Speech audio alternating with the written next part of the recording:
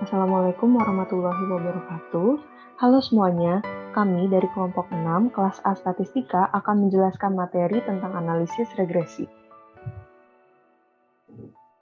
Pada video kali ini akan ada 4 chapter yang dibahas, yaitu pengantar analisis regresi, kemudian analisis regresi sederhana, selanjutnya analisis regresi berganda, dan yang terakhir contoh pada SPSS. Yang pertama ada pengantar analisis regresi. Regresi adalah teknik statistik untuk menemukan garis lurus yang paling pas untuk sekumpulan data. Garis lurus yang dihasilkan disebut garis regresi. Analisis regresi diartikan sebagai suatu analisis tentang ketergantungan suatu variabel kepada variabel lain, yaitu variabel bebas, dalam rangka membuat estimasi atau prediksi dari nilai rata-rata variabel tergantung dengan diketahuinya nilai variabel bebas. Tujuan dari regresi adalah untuk menemukan garis lurus yang paling sesuai untuk sekumpulan data. Ada 3 kegunaan. Yang pertama, untuk tujuan deskripsi dari fenomena data atau kasus yang sedang diteliti. Regresi mampu mendeskripsikan fenomena data melalui terbentuknya suatu model hubungan yang bersifat numerik. Yang kedua, untuk tujuan kontrol. Regresi juga dapat digunakan untuk melakukan pengendalian kontrol terhadap suatu kasus atau hal-hal yang sedang diamati melalui penggunaan model regresi yang diperoleh. Dan yang terakhir, sebagai prediksi. Model regresi juga dapat dimanfaatkan untuk melakukan prediksi variabel terikat. Oke, selanjutnya ada jenis regresi. Nah, regresi ini dibagi menjadi 2, yaitu regresi sederhana dan regresi berganda.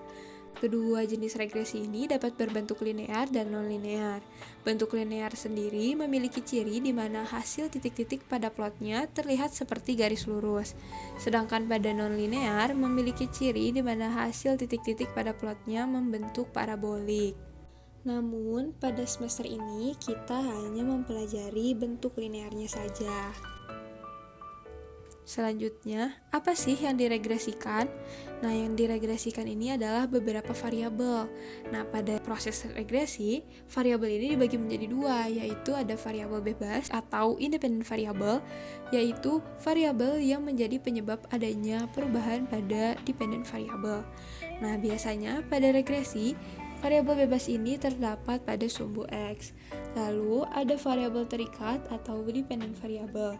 Nah, variabel ini adalah variabel yang dipengaruhi oleh variabel lain atau dipengaruhi oleh independent variable. Nah, biasanya pada regresi, variabel ini terdapat pada sumbu Y. Nah, untuk lebih jelasnya, dapat dilihat pada contoh yang tertera, yaitu pengaruh motivasi belajar terhadap nilai ujian. Pada contoh ini, dapat dijelaskan bahwa motivasi belajar merupakan variabel bebas dan nilai ujian merupakan variabel terikat. Karena dapat dilihat bahwa motivasi belajar dapat mempengaruhi tinggi rendahnya nilai ujian. Selanjutnya, kami akan membahas analisis regresi sederhana. Yang pertama, pengertian dan persamaan. Analisis regresi sederhana adalah analisis yang membahas hubungan antara satu variabel independen dan satu variabel independen. Dengan hubungan yang dimaksud adalah hubungan sebab akibat yang dalam hal ini bersifat linear. Adapun persamaannya yaitu Y sama dengan BX plus A, dengan Y adalah nilai variabel dependen, X adalah nilai variabel independen, B adalah kemiringan grafik atau slope, sedangkan A adalah konstanta atau Y-intercept. Nilai B sendiri dapat bernilai positif dan negatif, dengan implikasinya adalah jika bernilai positif, yaitu di antara 0 sampai dengan 1, maka hubungan antar variabel adalah berbanding lurus. Sedangkan jika bernilai negatif atau di antara negatif 1 sampai dengan 0, maka hubungan yang ada antara variabel adalah berbanding terbalik, yang bisa dilihat dari 2 contoh grafik yang telah ditampilkan. Selanjutnya, untuk menentukan nilai A dan B, dapat digunakan metode kuadrat terkecil dengan rumus sebagai berikut. Namun yang akan dibahas pada contoh di belakang nanti adalah dengan menggunakan metode aplikasi SPSS. Selanjutnya langkah pengujian, langkah-langkah sampai mendapatkan persamaan regresinya. Yang pertama adalah menentukan variabel dependen dan variabel independen. Yang kedua adalah menguji asumsi klasik dengan berbagai macam jenis dengan tujuan untuk mencari tahu apakah data yang kita peroleh terbebas dari bias atau tidak, namun tidak akan dibahas pada kelompok kami. Lalu yang ketiga adalah menganalisis apakah terdapat hubungan regresi antara variabel dependen dan independen dengan menggunakan tabel ONOVA SPSS. Dengan rinciannya adalah A. Uji signifikansi yaitu membuat hipotesis dengan H0 yaitu variabel dependen dan variabel independen tidak memiliki hubungan regresi. Lalu H1 adalah variabel dependen dan variabel independen memiliki hubungan regresi. Yang kedua adalah uji statistik, dalam ini menggunakan R-square untuk mengetahui seberapa kuat hubungan antara variabel. Lalu menguji signifikansi dengan menggunakan p-value atau f-value yang bersifat opsional. Lalu melakukan kriteria uji yaitu tolak H0 jika p kurang dari alfa dengan alfa pada umumnya adalah 0,05. Lalu dengan langkah-langkah tadi, kemudian kita bisa mengambil kesimpulan. Langkah pengujian yang keempat selanjutnya adalah jika terdapat hubungan regresi antara variabel dependen dengan variabel independen, maka langkah selanjutnya adalah menghitung nilai konstanta A dan nilai koefisien regresi B. Setelah didapatkan nilainya, maka selanjutnya adalah diujikan lagi seberapa besar pengaruh atau signifikansi kedua nilai tersebut. Lalu yang terakhir, setelah didapatkan hasil signifikansi, maka persamaan regresi dapat ditentukan. Berikut adalah uji signifikansi masing-masing konstanta A dan koefisien regresi B. Yang pertama adalah sama seperti sebelumnya, yaitu membuat hipotesis. Yang pertama H0 alfa sama dengan 0, yaitu nilai A tidak berlaku. Yang kedua adalah H1 alfa tidak sama dengan 0, yaitu nilai A berlaku atau signifikan. Yang kedua adalah melakukan uji statistik, yang dalam hari ini digunakan uji statistik T, lalu menghitung signifikansi uji statistik menggunakan p-value, lalu melakukan kriteria uji, tolak H0 jika P kurang dari alfa dengan alfa pada umumnya 0,05. Perlu diperhatikan bahwa alfa di sini dengan yang di atas ini adalah berbeda. Alfa yang dimaksud di bawah adalah ambang kesalahan yang dapat ditolerir. Sedangkan yang di atas adalah merujuk pada nilai A-nya itu sendiri. Lalu yang terakhir dapat diambil kesimpulannya. Begitupun pada koefisien regresi B, langkahnya serupa dengan menguji konstanta A. Lalu setelah didapatkan signifikansinya, maka dapat diperoleh persamaan sebagai berikut. Yang pertama, jika A dan B signifikan, maka persamaan menjadi Y sama dengan BX plus A. Yang kedua, jika hanya B yang signifikan, maka persamaan menjadi Y sama dengan BX. Yang ketiga, jika hanya A yang signifikan, maka persamaan menjadi Y sama dengan A. Yang keempat, jika A dan B tidak signifikan, maka persamaan menjadi Y sama dengan 0. Lalu tadi juga telah disinggung mengenai R-square.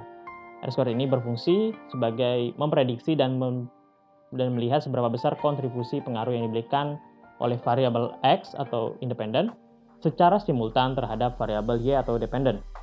Dengan nilai semakin mendekati angka 1, maka model yang dikeluarkan oleh regresi tersebut akan semakin baik atau semakin akurat. Selanjutnya, pada bagian 3, kami akan membahas mengenai analisis regresi linear berganda.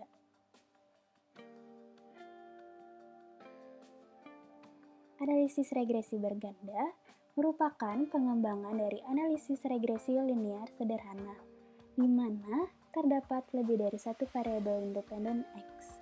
Adapun tujuan dari analisis regresi berganda adalah untuk menghasilkan nilai estimasi yang paling akurat untuk variabel Y yang dicapai dengan solusi kuadrat terkecil.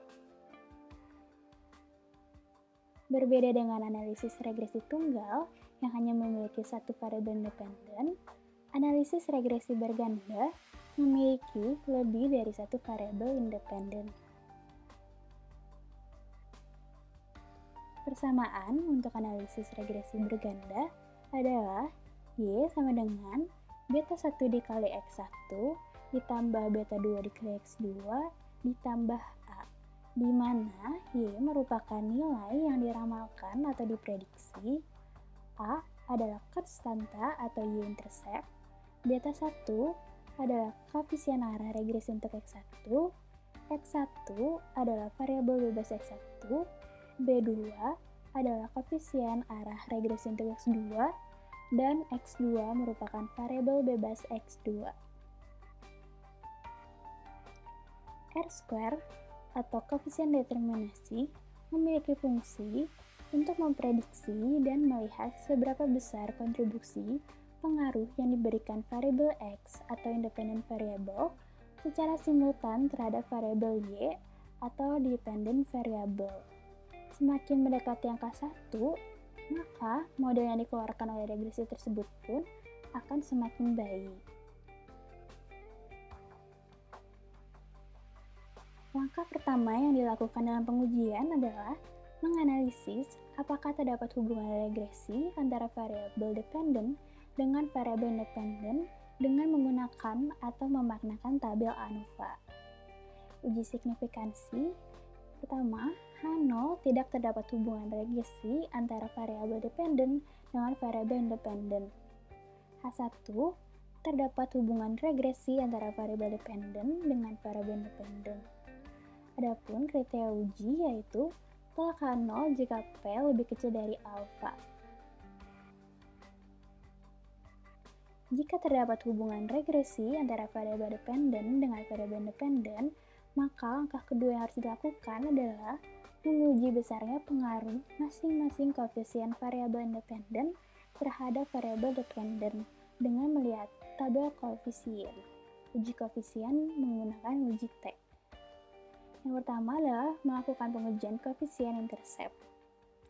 H0 alfa sama dengan 0, H1 alfa tidak sama dengan 0. Dan kriteria uji, tolak H0 jika P lebih kecil dari A. Lalu yang kedua, lakukan pengujian koefisien arah regresi atau beta. H0 beta 1 sama dengan 0, H1 beta 1 tidak sama dengan 0, dan seterusnya, tergantung jumlah independen variabel yang terdapat. Kriteria uji, tolak H0 jika P lebih kecil dari alfa. Oke, sekarang kita lanjut ke bagian 4, yaitu contoh pada SPSS, dan saya akan menjelaskan bagian analisis regresi sederhana. Nah, jadi contohnya ada sebuah perusahaan Q mengadakan penelitian untuk mengetahui pengaruh stres kerja terhadap kinerja pegawai. Berikut data penelitian yang disajikan dalam tabel di samping. Nah, ada 12 sampel dan itu sudah diperoleh data tingkat stres kerjanya mereka dan kinerja pegawainya. Kayak lalu, sebelum ke sini kita akan melihat SPSS-nya dulu.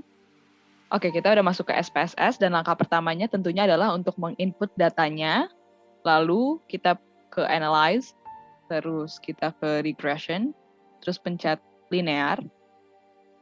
Lalu ada kolom dependent dan independent. Yang dependent itu adalah variabel Y dimasukin, lalu yang variabel X masukin ke independent. Terus metodenya pakai yang enter, terus klik OK. Selanjutnya kita harus ngelihat ke outputnya.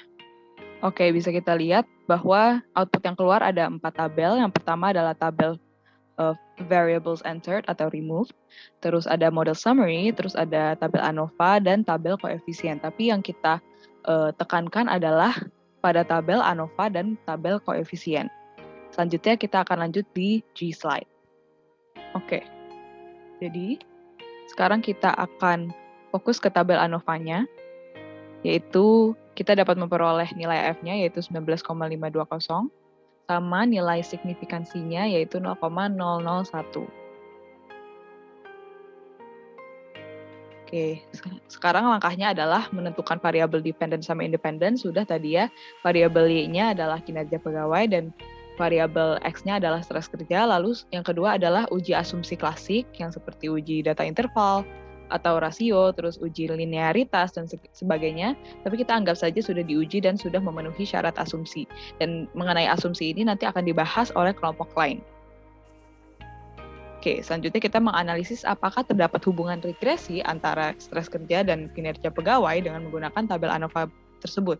Nah, yang H0 itu adalah stres kerja dan kinerja pegawai tidak memiliki hubungan regresi, lalu H1-nya adalah kebalikan dari H0. Lalu alfanya atau ambang errornya, ambang kesalahannya adalah 0,05 atau 5%, lalu nilai F-nya kita tulis 19,520. Ini 1 sama 10-nya adalah DF atau degrees of freedom-nya. Yang 1 itu ada di regression, yang 10 itu ada di residualnya. Itu cuma penulisan APA style aja. Terus P-value-nya adalah 0,001, lalu kita lihat kriteria ujinya adalah tolak H0 jika P kurang dari alfa, dan kita bisa lihat bahwa P-nya kurang dari alfa. Maka H0-nya ditolak. Kalau H0-nya ditolak, berarti H1-nya diterima. Maka kesimpulannya adalah stres kerja dengan kinerja pegawai memiliki hubungan regresi. Selanjutnya kita dapat menghitung atau mencari koefisien A atau konstanta dan B atau koefisien regresi. Nah, tadi bisa kita lihat pada tabel koefisien bahwa koefisiennya diperoleh sebesar 35,420 sama koefisien B-nya sebesar negatif 0,511. Ini berikut adalah tabel koefisiennya. Jadi tadi nilai A-nya atau konstantanya adalah 35,420 dan nilai B-nya atau koefisien regresinya adalah negatif 0,511. Negatif itu berarti berhubungannya atau arahnya bersifat negatif.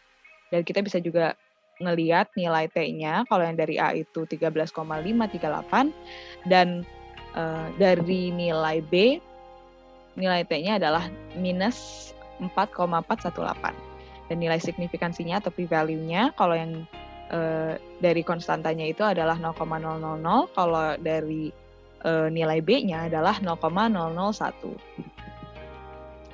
Nah, selanjutnya karena terdapat hubungan regresi antara stres kerja dan kinerja pegawai, maka kita selanjutnya bisa menguji besarnya koefisien stres kerja terhadap kinerja pegawai dengan menggunakan tabel koefisien. Dan kita ngetesnya satu-satu, yaitu yang pertama adalah pengujian koefisien A.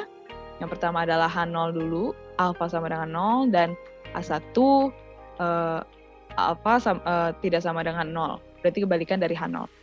Nah, alfa yang di bawah ini, yang 0,05 itu adalah lebih menuju kepada ambang kesalahan. Kalau yang alfa yang jadi hipotesis adalah lebih merujuk kepada signifikansi koefisiennya.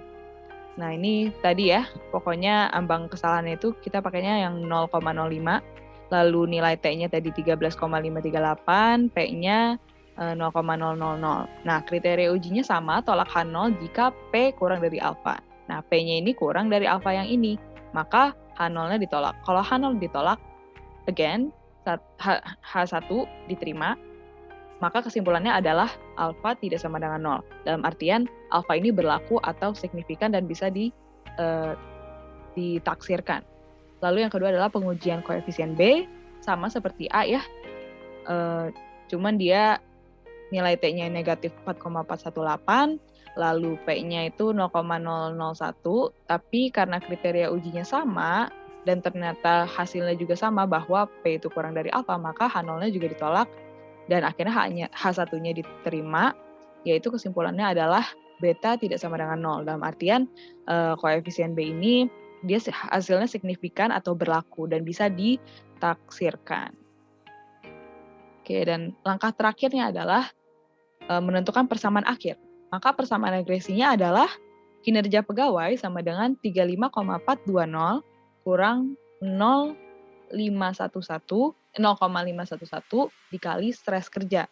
Dalam artian Y sama dengan 35,420 dikurang 0,511X. Karena rumus awalnya tadi kan Y sama dengan A plus BX. Tapi karena B-nya negatif jadinya dikurang.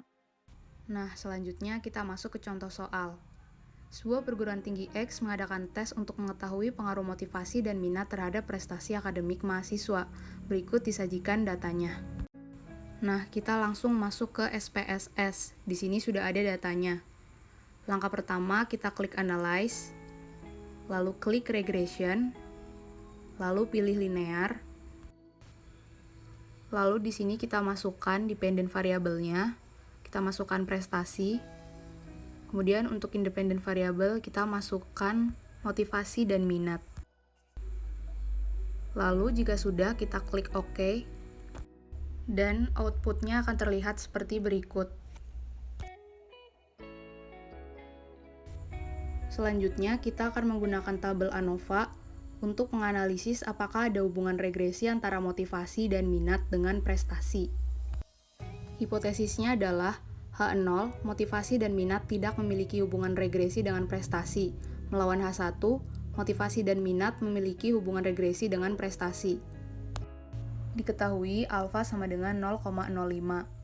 Pada tabel ANOVA diketahui F sama dengan 23,978. Nilai signifikansi sama dengan 0,000. Dengan kriteria uji, tolak H0 jika P kurang dari alfa. Di sini kita memiliki P 0,000, maka P kurang dari 0,05, maka H0 ditolak. Kesimpulannya, terdapat pengaruh motivasi dan minat terhadap prestasi. Persamaan regresinya dapat dilihat sebagai berikut. Selanjutnya, kita akan melihat tabel koefisien untuk menguji besarnya pengaruh masing-masing variabel, yakni motivasi dan minat terhadap prestasi. Yang pertama, pengujian koefisien intercept. H0, alfa sama dengan 0, melawan H1, alfa tidak sama dengan 0. Pada tabel kita bisa lihat bahwa T sama dengan 0,253 dan nilai signifikansi 0,806. Dengan kriteria uji, tolak H0 jika P kurang dari alfa. Di sini P lebih besar dari alfa, maka H0 diterima. Kesimpulannya, alfa sama dengan 0. Selanjutnya, menentukan koefisien arah regresi. H0 beta 1 sama dengan 0, melawan H1 beta 1 tidak sama dengan 0. Untuk nilai T 0,992 dan P 0,347 dengan kriteria uji yang sama, tolak H0 jika P kurang dari alfa. Di sini P-nya lebih besar dari 0,05, maka H0 diterima. Kesimpulannya beta 1 sama dengan 0. Untuk beta yang kedua, H0 beta 2 sama dengan 0, melawan H1 beta 2 tidak sama dengan 0. Untuk nilai T-nya 3,441 dan P 0,007. Dengan kriteria uji yang sama, tolak H0 jika P kurang dari alfa. Di sini P-nya kurang dari alfa, kurang dari 0,05, maka H0 ditolak. Kesimpulan, beta 2 tidak sama dengan 0. Artinya, hanya beta 2 ini yang nilainya signifikan. Maka pada persamaan regresi, kita hanya dapat memasukkan variabel minat yang merupakan beta 2 tadi, dan persamaan regresinya dapat dituliskan sebagai berikut. Y sama dengan 0,864x2. Nah, sekian video dari kami. Berikut referensi yang kami gunakan. Terima kasih.